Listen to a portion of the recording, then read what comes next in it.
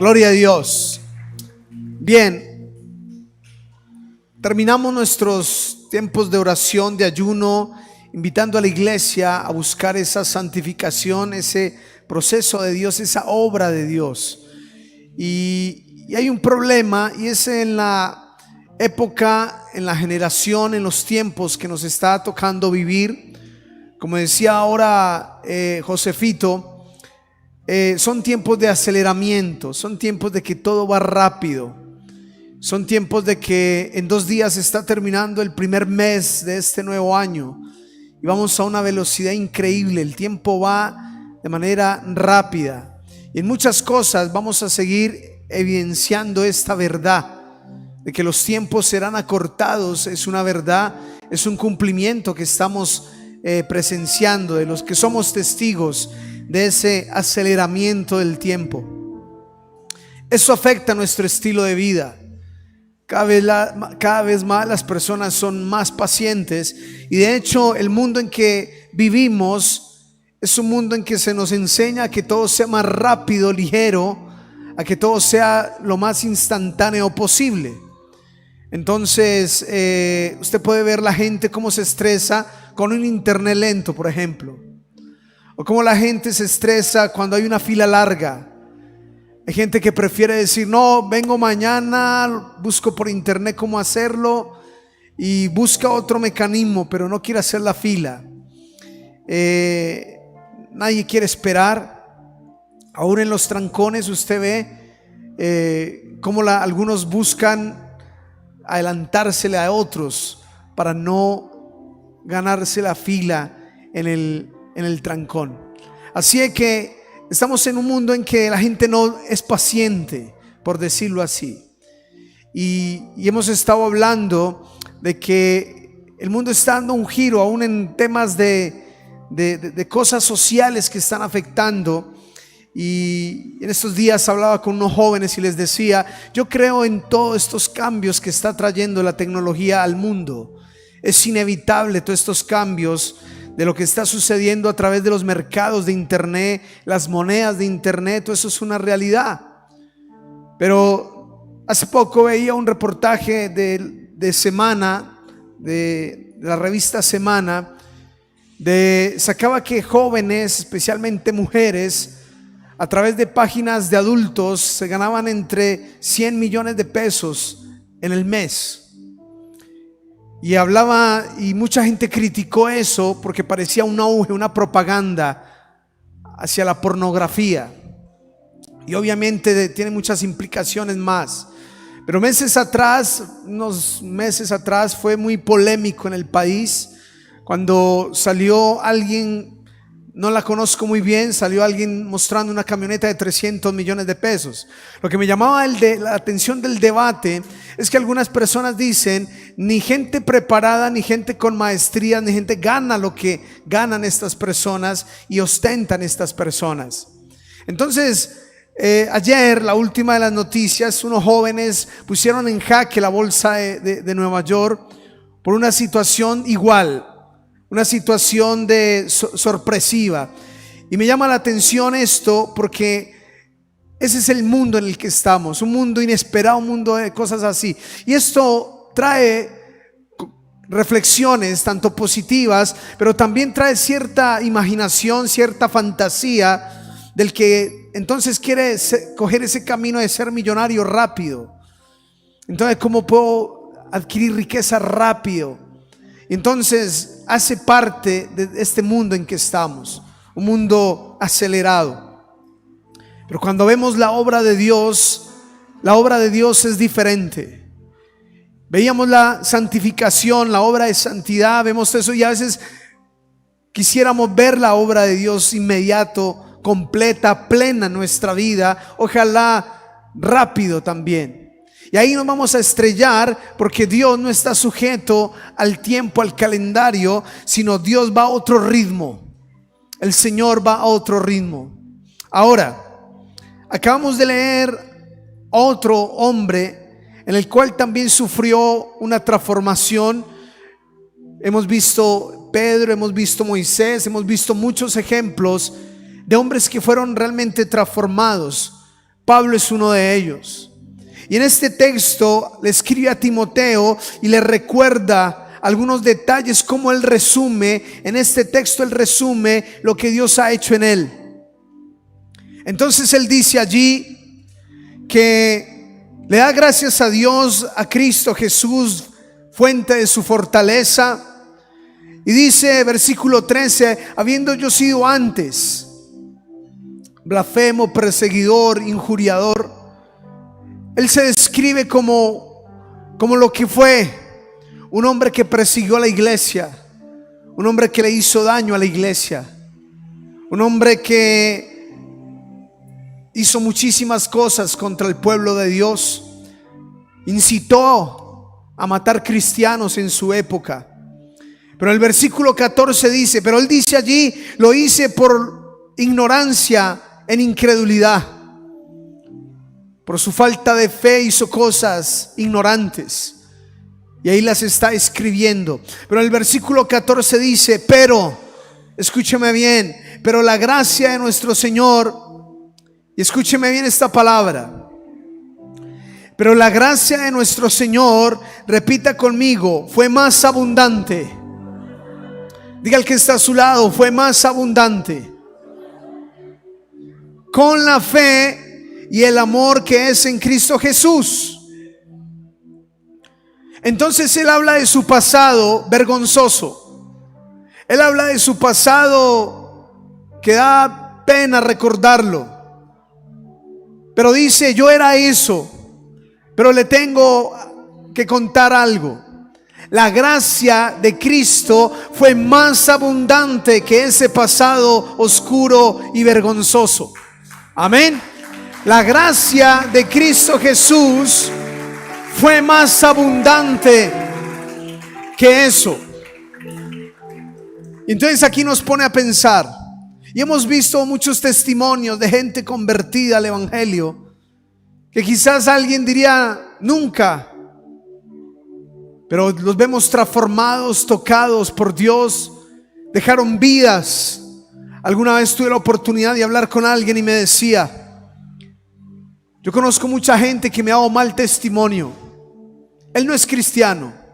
Y me decía, en mi región, exactamente en los llanos orientales, me decía, hay gente que ha dado muy mal testimonio de la fe, pero han habido unos que su transformación me ha sorprendido, y por ellos uno cree que el evangelio sí cambia personas. Esa persona me decía, yo he visto de todo, pero de todo lo que he visto gente transformada, he visto gente cambiada, he visto la gracia. No lo dijo así, pero le vio la gracia del evangelio en alguien. En alguien vio la gracia del evangelio. Y Pablo dice, la gracia fue más abundante con la fe y el amor. Y dice que el Señor vino a salvar a los pecadores, del cual es el primero. Pero quiero que vaya al versículo 16, puntualmente dice, pero por esto fui recibido a misericordia, para que Jesucristo, escuche bien, mostrase, repita conmigo, mostrase en mí, el primero, toda su clemencia, para ejemplo de los que habían de creer en él para vida eterna. Dice que la misericordia de la clemencia de Dios lo alcanzó. Fue más fuerte la gracia de Dios en él que su pasado. Pero él dice algo allí especial. Él dice allí, para que Jesucristo mostrase en mí. Es decir, que mostrar, esa palabra mostrar es muy diciente allí. Para que Cristo mostrase en mí toda su clemencia para ejemplo de otros. Y aquí quiero compartir en esta noche algo. El Señor quiere hacernos gente de mostrario, de exhibición. El Señor quiere hacernos gente de exposición. El Señor quiere volvernos ejemplos de su gracia. Y no cualquier gracia, y no cualquier obra, El Señor quiere hacer una obra maravillosa en nosotros. Estuvimos hablando de la santidad, de la santificación, pero aquí Pablo dice que esa gracia opera por la fe. Siempre todo en el reino de Dios operará, se alcanzará y se obtendrá por medio de la fe. No hay otro mecanismo. No hay otro mecanismo. Efesios, acompáñame al libro de Efesios capítulo 2. Perdón, Efesios capítulo 1. Efesios es una carta muy profunda con respecto a la gracia de Dios. Es una carta muy profunda con respecto a la gracia de Dios. Podríamos sacar muchísimas enseñanzas de Efesios, pero quiero compartir las que afirman la obra que Dios quiere hacer en nosotros. Cuando hablamos de santidad como iglesia del Nazareno, creemos que existe una gracia, lo que teológicamente se llama gracia preeminente. ¿Qué significa eso? Una gracia previa, una gracia antes de que usted conociera a Cristo, antes de estar aquí sentado oyendo la palabra de Dios, antes de que aún usted mismo le abriera el corazón al Señor. Él ya lo había amado, Él ya lo había escogido, Él ya había guardado su vida del mal, le guardó de la muerte, le protegió hasta el día de hoy. Antes de que usted mismo le abriera el corazón, ya Dios estaba haciendo una obra de amor y de misericordia alrededor tuyo, en el nombre de Jesús. Esa es una gracia previa, y es la que a veces afuera la gente no reconoce, o a veces reconoce y dice gracias a Dios tal cosa. Pero yo puedo mirar en el retrovisor mi vida todas las veces que me guardó de una cosa, de otra, de enfermedad, de muerte, de peligro, y cómo la gracia, fue la gracia de Dios, fue la gracia de Cristo. Entonces esa gracia es lo primero, pero luego viene otra gracia, que es una gracia redentora, y es la que el apóstol describe allí en Efesios. Acompáñeme a Efesios capítulo 1.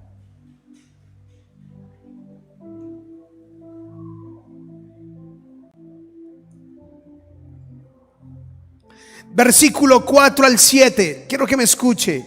Según nos escogió en Él antes de la fundación del mundo. Esa es la gracia preeminente, para que fuésemos santos y sin manchas delante de Él, en amor, habiéndonos predestinado para ser adoptados hijos suyos por medio de Jesucristo, según el puro afecto de su voluntad, para alabanza de la gloria de su gracia, con la cual nos hizo aceptos en el amado. Escúcheme bien el 7. En quien tenemos redención por su sangre, el perdón de pecados, según ¿qué?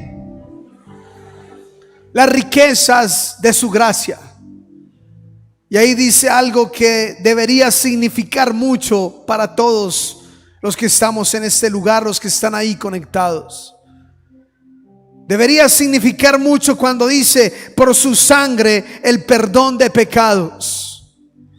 Es decir, el Señor perdonó todo nuestro pasado, toda nuestra vida de ignorancia, toda nuestra vida de rebeldía, toda nuestra vida vergonzosa. Hubo algo más abundante que esa maldad, y fue el amor y la gracia de esa sangre que Él derramó por ti y por mí. Y esas son las riquezas. Escuche bien lo que dice la palabra: riquezas de su gracia. No es cualquier cosa la sangre derramada. La gente lo celebra cada Semana Santa. La gente lo recuerda como algo místico, algo ritual ahí, algo que sucedió. Pero no le da el significado de que en esa sangre se abrió a las riquezas de una gracia que nos alcanza a cada uno de los que estamos aquí. Es una gracia que contiene riquezas. Es una gracia redentora. Significa remisión de pecados, pero hay un significado que me gusta mucho: rescate. Fue la gracia que me rescató. Es la gracia que me rescató. Y si no valoramos eso, esa riqueza, mire que habla la palabra riqueza es su gracia. No pierda de vista esa palabra. Diga al que está a su lado, riquezas. ¿A cuánto les gustan las riquezas? Te va a salir modesto y va a decir, no, hermano, yo soy espiritual. A veces sucede, a veces cuando salimos todavía por el tema de la pandemia no hemos podido hacerlo. Pero cuando hemos tenido la oportunidad de evangelizar en las plazas, parques, casas, a veces uno le pregunta a la gente un motivo de oración. Y hay gente que le dice a uno, yo quiero orar por los niños del mundo. Yo quiero orar por la paz del mundo. Y son como muy especiales esas personas, ¿verdad? Hay gente que es así. ¿Usted qué le pide a Dios? Paz. Yo le pido paz. Y sí, pueden ser prioridades, pueden ser peticiones, salud, sí, está bien. Pero muchas veces, y no es correcto negarnos a que sí nos llama la atención cierto bienestar de vida. Y nadie lo puede negar. Cierta calidad de vida nadie le va a molestar. O se molestaría si Dios le quiere cambiar el vehículo por uno mejor. O se molestaría si Dios le quiere cambiar muchas cosas en su vida material por cosas mejores. Usted no se va a molestar, al contrario, como que, uy, sería bueno. Pero aquí habla de riquezas, que sería algo mayor que eso. Riquezas. Y dice que esas riquezas las desató la sangre de Jesús. Y ahí es donde usted y yo empezamos a valorar lo que Él hizo por nosotros. Pero esa gracia no se queda ahí. Esa gracia va más allá. Vaya al capítulo 2.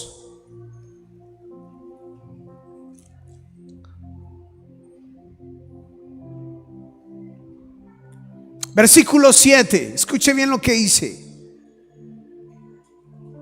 Para mostrar en los siglos venideros las abundantes riquezas de su gracia en su bondad. ¿Para con quién? Dígalo duro, ¿para con quién? Gracias. En Cristo Jesús. Si me puede alistar la nueva traducción viviente de ese mismo Efesios 2:7. Mire lo tremendo que dice la escritura. Para mostrar en los siglos que, es decir, postreros, en los siglos que vendrán, las abundantes riquezas de su gracia en su bondad para con nosotros en Cristo. Y ahí aclara en el 8 diciendo: por gracia sois salvos por medio de la fe, esto no de vosotros, pues es don de Dios, es un regalo. Y dice el 9: no por obras para que nadie para que nadie saque pecho diciendo yo lo hice, yo lo logré, yo lo alcancé. Esa no es la obra de Dios. Escúcheme bien, la verdadera obra de Dios tiene sello de Dios, no tiene mano de hombres. Cuando usted saca pecho y se acredita éxito, mérito, usted dice me lo merezco, es lo mínimo que me podía haber dado Dios. Cuando usted saca pecho, ahí ya no hay gracia de Dios, ahí hay orgullo humano, ahí hay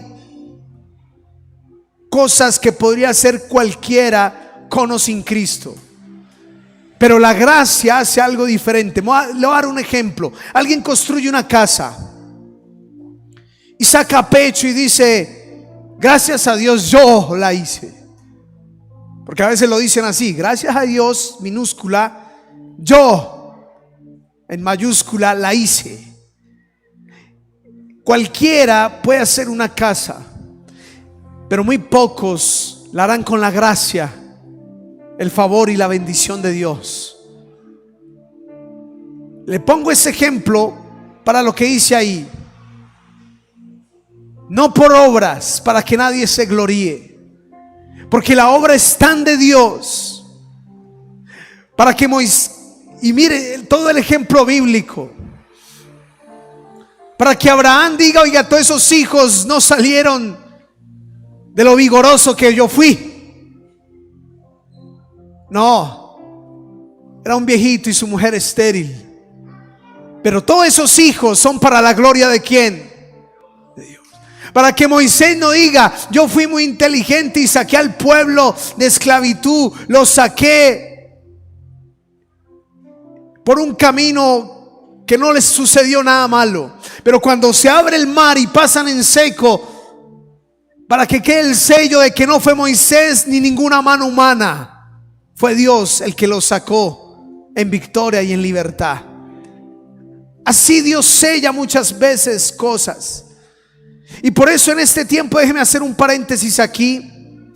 Algo que vengo meditando con mi esposa desde hace unos días atrás, pero no hemos podido compartirlo en detalle con la iglesia.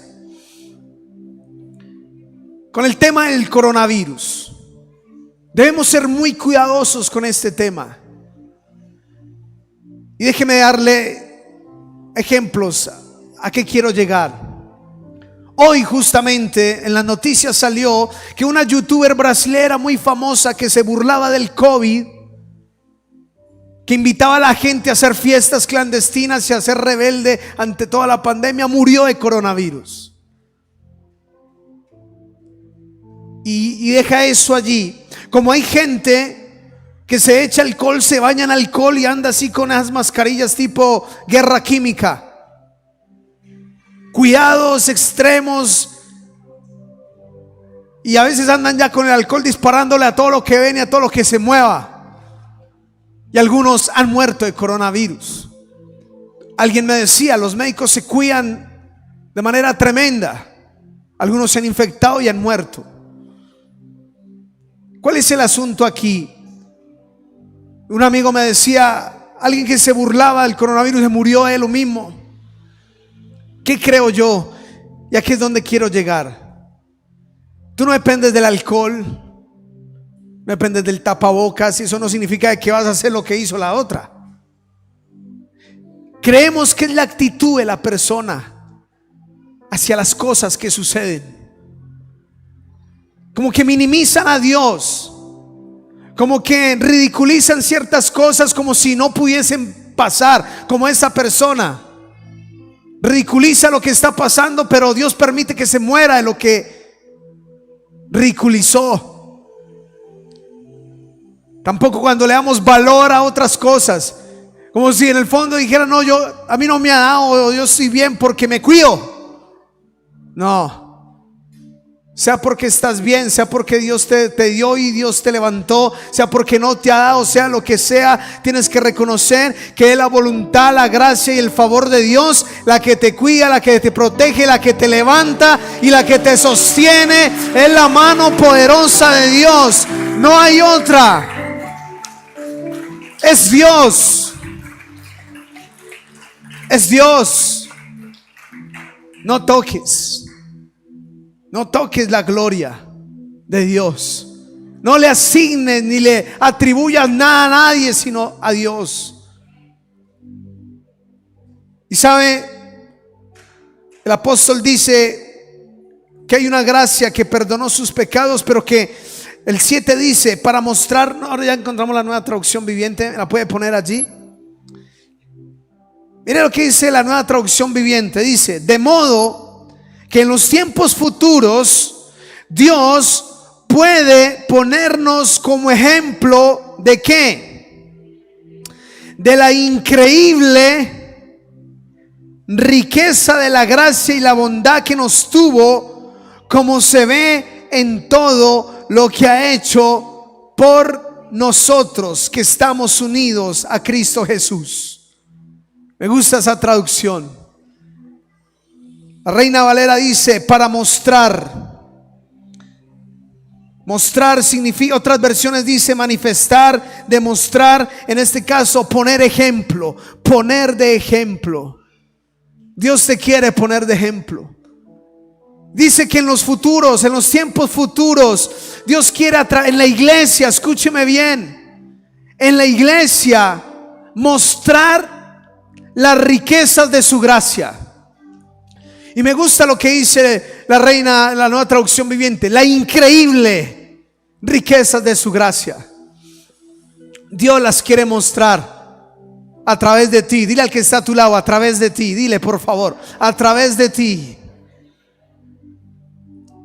Puedes decirlo, a través de mí, si tienes la fe en Cristo Jesús. A través de mí quiere mostrar su gracia. Quiere mostrar su gracia a través de la iglesia como ejemplo. Y ahí en el 2:10, escuche bien lo que dice Efesios 2:10. Porque somos ¿qué?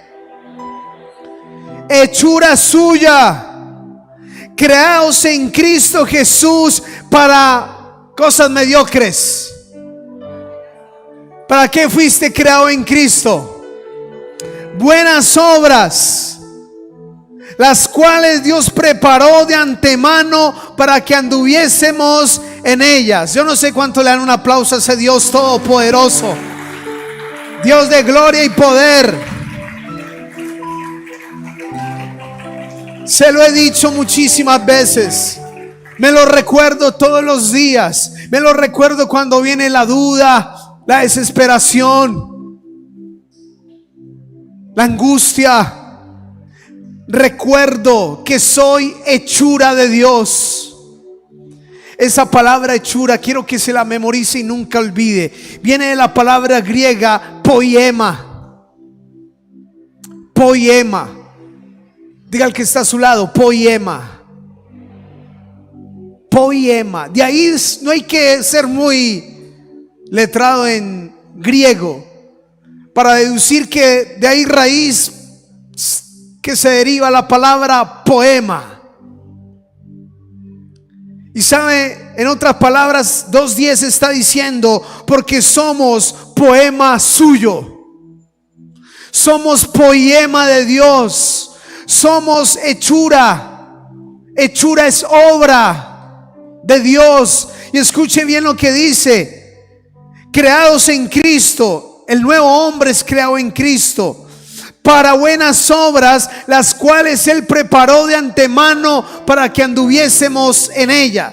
Entonces déjeme explicárselo de la siguiente manera.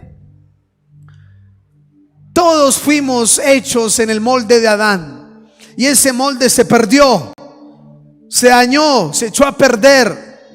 Por eso vino otro molde para crear a los hombres de nuevo, para hacer a los hombres de nuevo, para reformar a los hombres de nuevo. Y ese molde tiene nombre y se llama Jesucristo.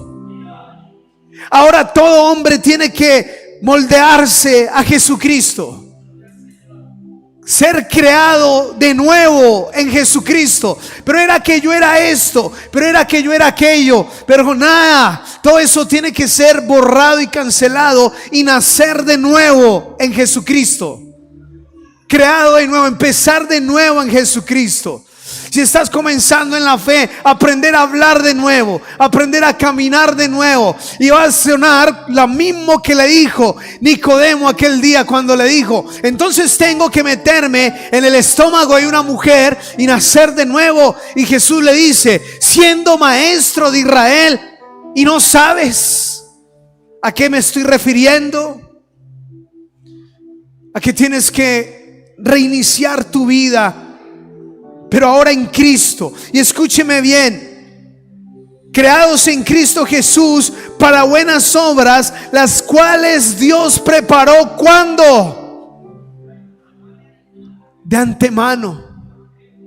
Cuando Dios llamó a Milton, cuando Dios llamó a cada uno de nosotros, cuando Dios llamó, lo trajo del molde que se rompió y lo trajo al nuevo molde llamado Cristo, y empezó a crear a Milton en el molde de Cristo, y empezó a darle forma y empezó a pulirlo. Pero Él lo quiere pulir y formar porque Él tiene preparado unas obras que Él ya había establecido desde antes para que Milton anduviese en ellas. Pero Milton en el molde de Adán no puede andar en ellas, pero Milton en Cristo puede alcanzar lo que el Padre le preparó desde antes de la fundación del mundo para que caminara en ellas. Desde antes la preparó para que anduviese en ellas, para que caminara en ellas. Entonces dile al que está a tu lado: deja que su gracia trabaje en tu vida, porque te está regenerando. Cada vez que te está puliendo, cada vez que te está formando, recuerda que tiene una finalidad. Y es que Él dice cosas que Él preparó de antemano para que anduviésemos en ellas. No dejes a Dios con el banquete preparado. Hay una parábola de Jesús que habla de eso. Que el Señor hizo la mesa e invitó a muchos. Y de ahí aquella palabra que nos suena y nos resuena: son muchos los llamados y pocos los escogidos. Porque dice que el rey hizo la mesa y convidó a todos, pero muchos le dejaron la mesa servida. El cementerio está lleno de gente que dejó la mesa del gran rey servida, porque no tuvieron la fe para decirle: Señor, yo quiero andar en aquellas cosas que tú me preparaste para mí, para que yo anduviese en ellas. Hechura suya, poema de Dios. Soy un poema, soy una obra de Dios. Ahora recuerde lo que leímos al comienzo: para mostrar, exhibición. Las obras de arte se exhiben en los museos, en las galerías, y dependiendo el nivel de la obra es el nivel de la exhibición, ¿cierto?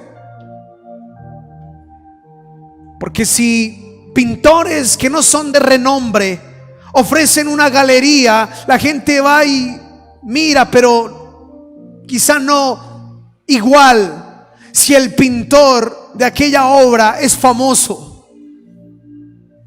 Si alguien invita: vamos a ver la obra de un pintor anónimo, la gente no, de pronto va y mira, y los curiosos quizás.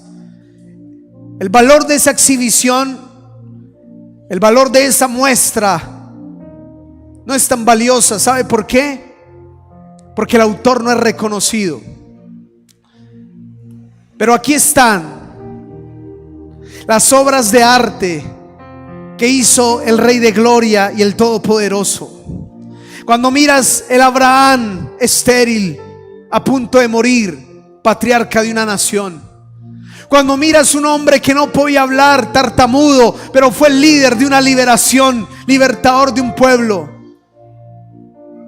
Cuando miras la obra de arte, miras la galería.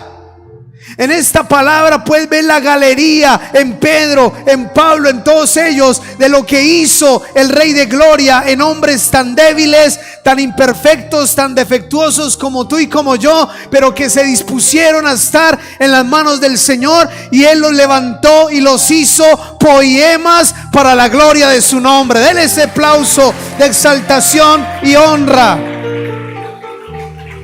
Y son ejemplo, no para una generación, han sido ejemplo para miles de generaciones hasta hoy. Miles de generaciones fueron ejemplo. Entonces, ¿cómo Dios no te puede levantar para ser ejemplo en tu familia de su gracia y de su voluntad? A ver, una vez un familiar dijo que quizá yo no valía un peso. Y quizá en el momento en que él lo dijo, yo no lo valía. Pero cuando vino la gracia, me dio el valor que ni yo mismo creía que tenía. Acompáñeme ahí a capítulo 3, de mismo Efesios, capítulo 3.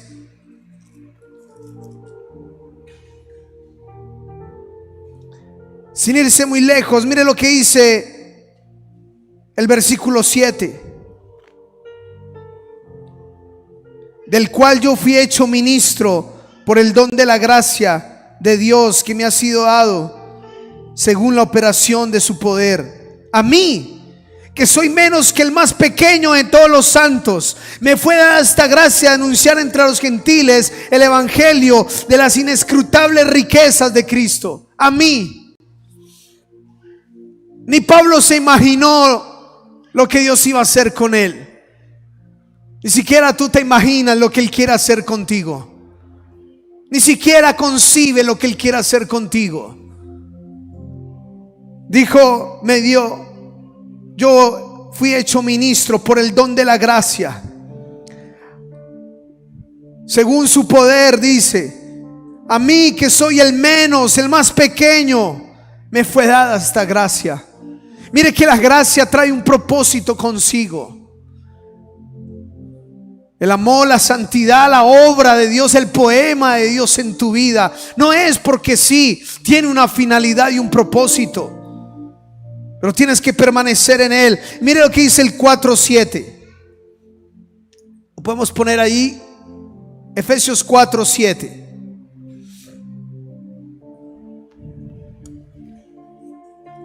Escuche bien este. Efesios 4:7. Dice, pero a cada uno de nosotros fue dada la gracia.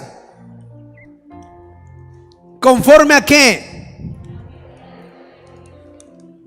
Escúcheme bien. Voy a volverlo a leer.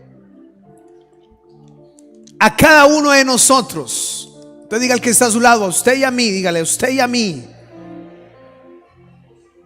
A cada uno. Es decir, el que está allá atrás no puede decir, no, a mí no.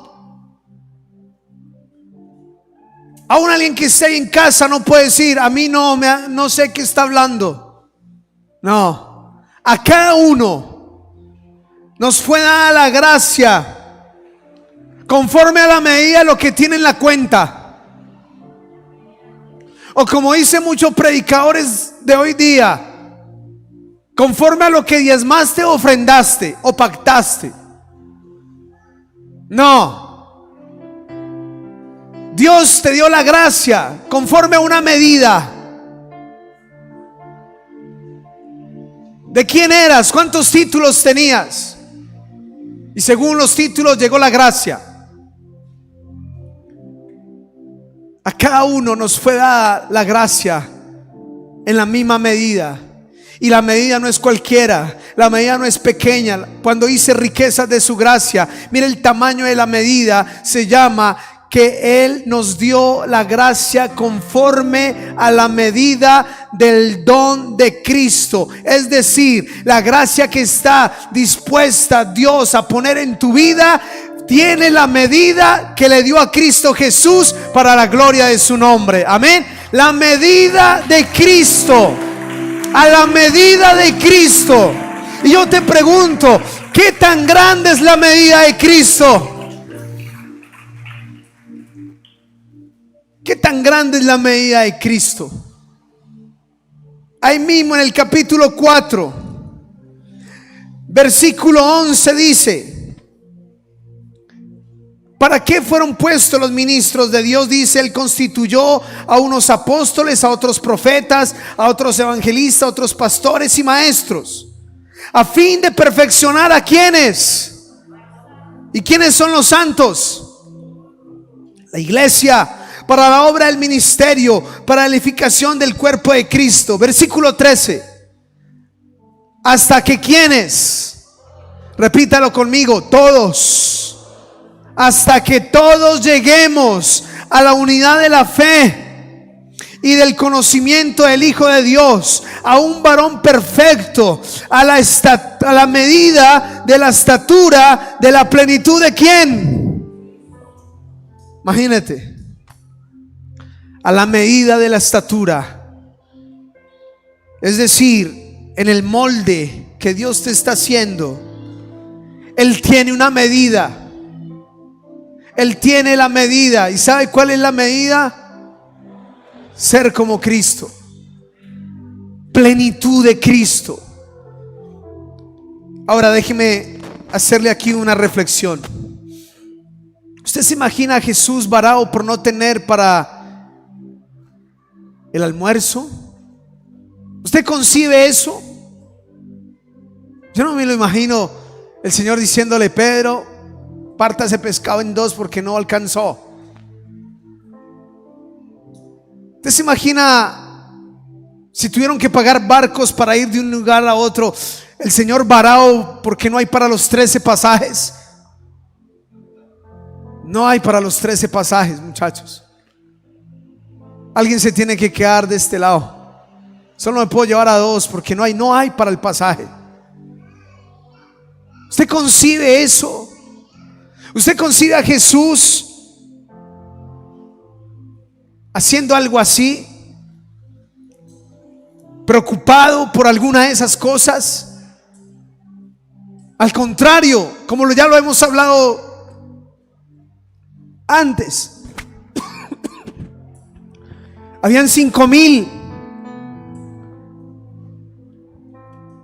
y Él les dijo: hay comida para todos ellos, denles de comer a todos ellos. Nunca hubo escasez en Jesús. Y como una vez un hermano nos enseñaba, nunca verás a Jesús corriendo en la Biblia, afanado, preocupado. Siempre estaba o sentado o caminando, pero nunca afanado, corriendo como loco aquí para allá. Si Jesús quiere darme la plenitud de su medida, es porque Él quiere un hombre como lo fue Cristo en ti. Mostrar el poema, la obra a Cristo en ti, para ejemplo de muchos, no solo de los que están a tu lado, de muchos que vean diciendo: ese hombre tiene fe. Y sí, puedes tener como Pedro, como todos los que hemos hablado, el mismo Pablo, débil, defectuoso, vulnerable, lleno de problemas, dificultades, pero que se vea que tienes fe en Cristo Jesús. Y mientras tengas la fe, tienes acceso a esa gracia. Y si tienes acceso a esa gracia, no tienes límites para ser bendecido en el nombre de Cristo Jesús. Amén. Alabado sea el nombre del Rey. Entonces, ¿por qué te afanas? ¿Por qué te preocupas? ¿Por qué te cargas?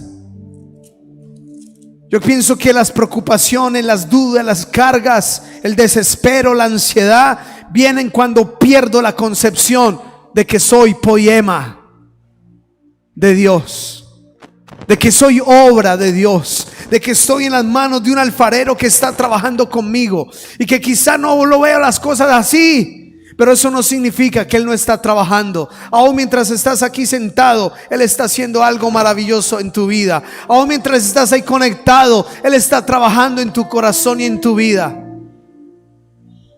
Él no improvisa. La gracia trae consigo todo lo que necesitas. Todo lo que necesitas viene consigo con la gracia. Como siempre he dicho, los que tienen hijas pequeñas, o bueno, hijos pequeños, tú no le puedes decir a un niño de 5 años: ve y me preparas un arroz con pollo. Sería el peor padre que haga eso. Pero si el niño tiene 30 años, porque hay niños de 30.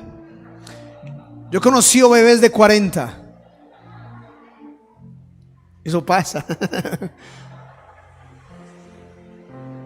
Si el bebé ya tiene 30, no, vamos a poner nada más. Si no, lo ve en broma y no ve la enseñanza.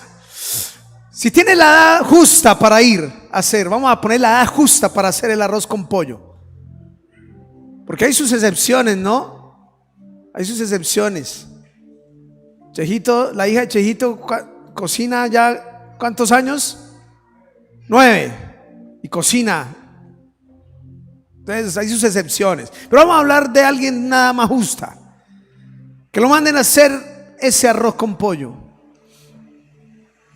El padre primero imagínense que le diga, tiene que hacer el arroz con pollo y fuera de eso tiene que comprar todos los ingredientes. No, Dios nunca mandó a nadie a hacer nada. Dios nunca le pidió a nadie nada que su gracia no lo supliera, que su gracia no lo otorgara. Todo lo que Dios te demanda y te pida es porque su gracia misma lo va a traer y te lo va a dar. Quiero finalizar con Romanos capítulo 8.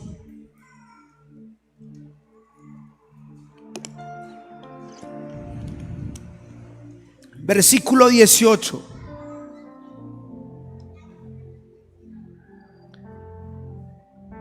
Escucha bien.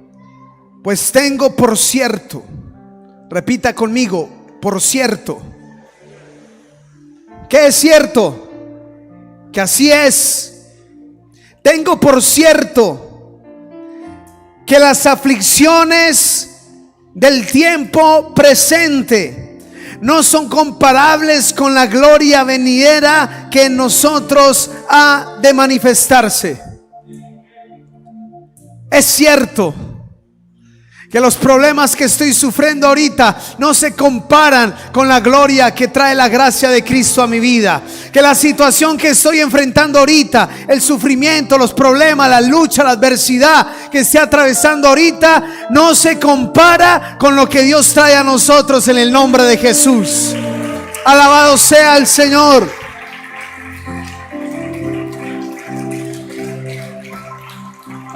Con la gloria venidera que en nosotros, gloria venidera, es que ya viene. ¿Viene sobre quiénes? Hay una gloria venidera y se va a manifestar, porque no es esa gloria oculta, se manifiesta. Dios no quiere a alguien espiritual, vuelvo y le digo, todo espiritual y sin palbús, que le digan, uy, qué hombre tan lleno del Espíritu Santo, pero varao. No, esa es una obra a medias. Ese no es el poema. Ese no es el poema. El poema es completo, es exhibición, es exhibido, mostrado. La gracia, la gloria, la obra de Él la exhibe a otros como ejemplo de lo que Él puede hacer en alguien, aunque tenga una situación difícil, adversa. Él quiere exhibirte. Él quiere exhibirte. Yo te invito a colocarte de pie en esta hora.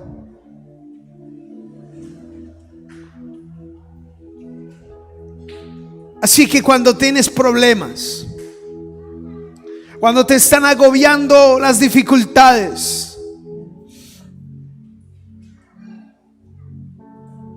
cuando la cabeza no da más y dices, se salió algo de control, la enfermedad, las deudas, la familia, qué sé yo, ahí es donde tienes que recordar esta palabra un momentico. Yo soy poema de Dios. Yo tengo fe en la gracia. Y la gracia trae a mi vida gloria. Y la gloria venidera es más grande que el problema. Y la gloria venidera es más grande que la aflicción. Y la gloria venidera me levanta para ser ejemplo, mostrario de Dios. Yo quiero ser mostrario de Dios. Yo quiero ser un mostrario de Dios. Que Dios me muestre a otros, pero no para sacar pecho, como dijo Pablo. A mí, el más pequeño, a mí, el más pecador, a mí, el que menos opción tendría, el que menos lo mereciera. Te invito ahí donde estás, cierra tus ojos, aún ahí en casa. No sé lo que estés pasando y viviendo, adversidades, cargas, problemas, luchas. No sé lo que estés atravesando en este día,